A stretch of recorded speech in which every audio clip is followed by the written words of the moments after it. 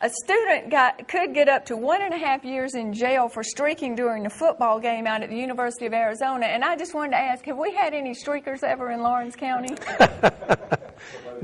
NEWSWATCH, back in the 70s, I remember folks would streak around Dublin quite a bit when I came up and James came up. Sure did. But did any of them spend any jail time? Now, that I don't know. Some of them were some of my classmates in school that did it. Thank God I didn't do it. We won't name any names. And I watched a documentary last night called The Wonderful Whites of Boone County. I don't know if any of you have seen it, but it's about the third time I've watched it. I find it just fascinating at this life of crime that this family lives for generations. And there was a story in the Georgetown, Delaware, and Philadelphia on CBS Local about generations that were facing drug dealing charges in Sussex County. They had the grandparents, the parents, and the children were all caught on drug dealing. Do we have much generational drug dealing in Lawrence County, or? I'm sure we have some, Carol, but the thing about it, you think about years ago when the illegal liquor trade was in. That was a follow thing on down the line. What makes bad is, as I hate to say it, we lock up a drug dealer today, there may be two taking his place the next day. And that's what concerns us most of all. You know, we've got to be diligent about information we have, and if folks got information they need to try to give it to us if they can, because we need to get drugs off the street any way we can. So many people are dying from drug overdoses, and it's so prevalent now. So if you have any tips, where can people call and feel like secure that they're not going to get ratted out, they call it? Like if they call in to the sheriff's office and then the person they found out they told on them, how do you prevent that? Well, the thing about it is I get telephone calls every day, 2 or 3 times a day. And a lot of times I just let folks know that if you only want to talk to me, that'll be the only person you talk to and won't go anywhere any further than that. We try to stay as honest as we can. And the thing about it, we may have to get back in touch with these folks, but nobody else is going to know who we're talking about. So unless they tell it, it's not going anywhere. It's not going anywhere. So know that from the horse's mouth right here today. You can call and not have to worry about it. We had Police Chief Wayne Kane on last week, and he talked a little bit about the spice drug. And I see that in Savannah area, the drug agents are warning that they're going to put a ban on it, even though it's legal. What do you know about that and the spice drug? Well, we started getting a lot of information about the K2 drug, and I sent my drug folks in there, and we made 5 controlled buys in the county. We sent the drugs to the GBI crime lab, and come to find out it was a synthetic form, and there was no way to test it on THC. But what folks got to realize is this: on the wrapper it says not for human consumption in any way. A lot of folks say it's for incense, but why in the world would you want to spend $40 for an ounce of incense? And I've talked to so many folks in the community. When I called the Sheriff's Association, we called the DEA, and the state of Alabama now has officially took a stand on it and tried to make a blanket plan to take care of all the K2 that's in the community, and the state tried to get it ruled out. I went to the place that we made the buys from and told them, I said, I know this is not illegal. I said, but the thing about it is putting a hurt on our families and our children, our community.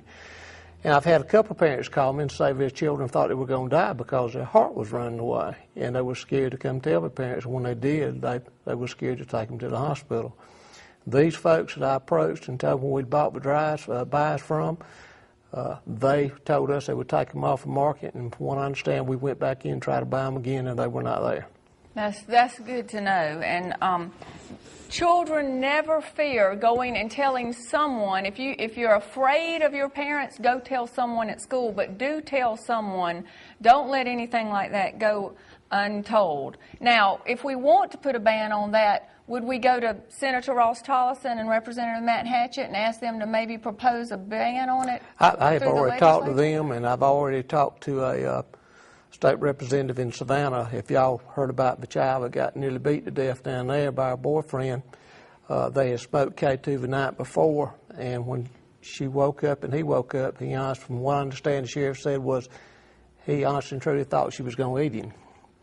So he picked up a bottle and went to beating her. And then realized what he did. She had massive construction of his face, and she's probably going to be disfigured the rest of her life. And think about it, that was boyfriend, girlfriend.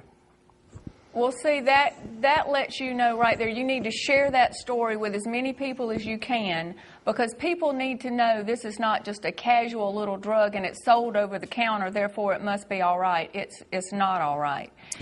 I've had folks in the community, bad as I hate to say it, that said they had used marijuana all their lives. And they came back to me and said they was going to try to do something that was legal. And they said they did this one time, and they said they would never do it again because it scared them to death. You know, you think, well, we had a 14-year-old child in the bushes foaming at the mouth like a dog, or mad dog, and this was a kid that smoked it one time. That's what's scary. I called the Board of Education, Chuck Ledbetter and Jerry Hatcher both, and told them what was going on, and they said they would try their best to keep it out of their schools and do something about it. And that's what concerns us all. You know, we think our children wouldn't do something like this, but one parent told me, said, well, it's $40. Where my child get that money? I said, what's wrong with a child getting $4 and 10 of them going to buy it and smoking it? And that's where I think some of it's been.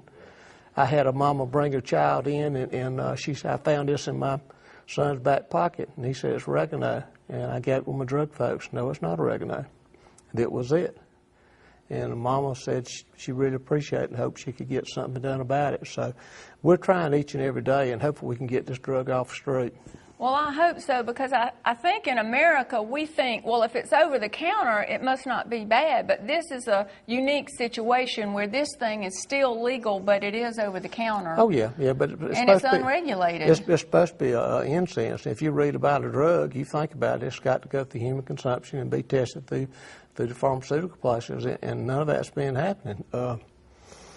You know, it's a shame, but I really and truly think a lot of it is peer pressure from kids daring somebody to do something. They do it, and it may ruin them the rest of their life. Everything I've read, they say if you start doing it, you're only going to have withdrawals just like you would from any other drug, and this is much stronger. And we just don't know what kids are going to do. Well, give us a few little tidbits on Halloween and staying safe over the holidays. Sure. Halloween's coming up. We need to make sure that all our kids have some type of reflective clothing on, even tote a flashlight if they have to, or wearing a little flashing light on their clothes. And make sure that you go over all your children's candy before you eat it, because the thing about it, you don't know what somebody may put into it. Not trying to scare folks, but I remember when I was a young boy, they were talking about folks putting razor blades in apples and stuff like that.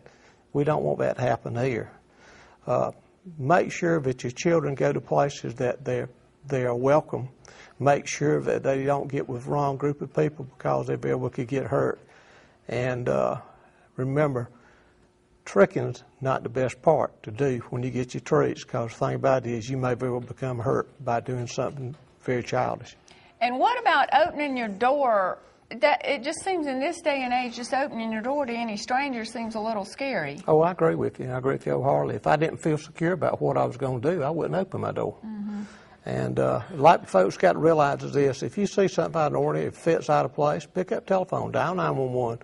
We'd he'd rather come answer a call and be safe, and at one time not answer a call and somebody be sorry.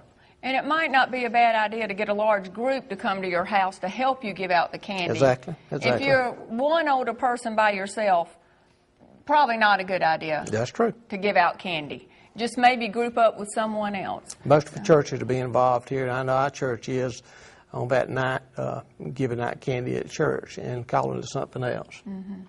All right. Anything else you want to leave us with? If you ever need anything, pick up the phone, dial 911. If you need me or Ryan Department, call me at the sheriff's office or at my house. I'm there, available 24 hours a day, 7 days a week.